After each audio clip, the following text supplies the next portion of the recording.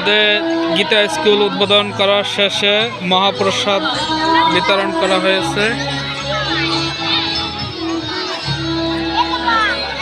দুঃখের বিষয় চড়ই নাই, যে কারণের জন্য যার যার সবাই দাঁড়িয়ে দাঁড়িয়ে খাইতেছে মহাপ্রসাদ। প্রসাদ কেমন হয়েছে? হ্যাঁ, প্রসাদ সবসময় ভালো হয়, খারাপ হয় না। মাতাজি, তুমি প্রসাদ নাও নাই কেন?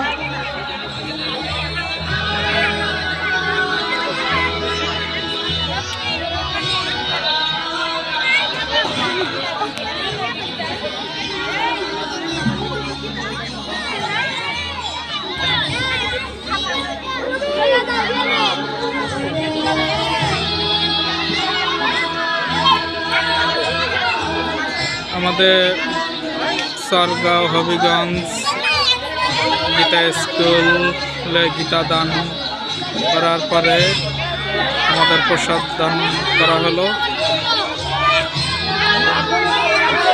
মোট 500 মানুষের প্রসাদের আয়োজন করা হয়েছে।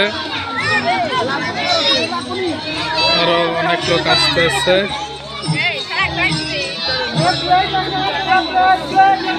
এই যে সব মাতাজিরা প্রসাদ খাইলো।